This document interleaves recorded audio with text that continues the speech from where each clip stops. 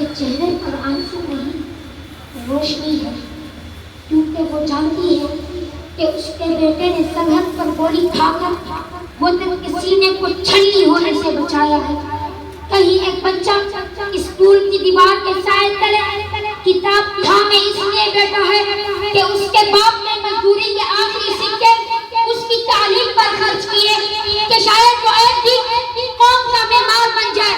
वो बच्ची जो सैलाब में अपना घर खो बैठी, मगर हाथ से गोली परचम थामे इमदादी कैद में मुस्कुरा रही है और इस जमीन से इश्क का ऐलान कर रही है।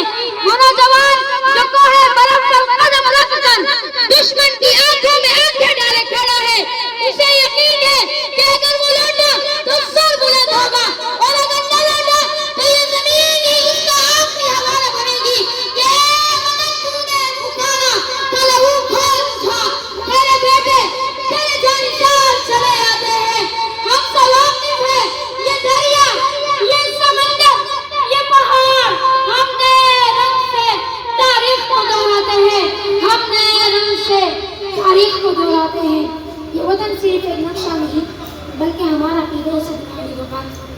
जब कोई पूछेगा कि तुम कौन हो तो हम कहेंगे हम इस मिट्टी के वारिस हैं जो शहीदों के लहू से सींची गई।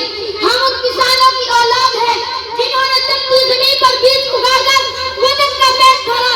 हम उन माँ बाप की नस्ल है जिन्होंने लपटे निगल को परचम में लपेट कर दफनाया मगर ऊँख लगी। हम उन बच्चों के हमसफर हैं जिन्होंने अंधेरी रातों में भी रोशनी के ख्वाब देखे। यही वो जमीन है जो हमारे जीने की वजह है और मरने के बाद हमारी पहचान। यही मेरी जमीन है और यही मेरा आखिरी हवाला है।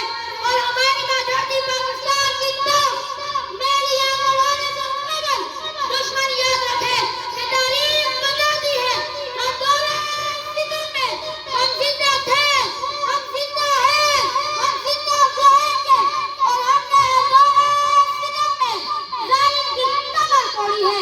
हमसे जो टकराता है पाश पाश हो जाता है, हमसे जो टकराता है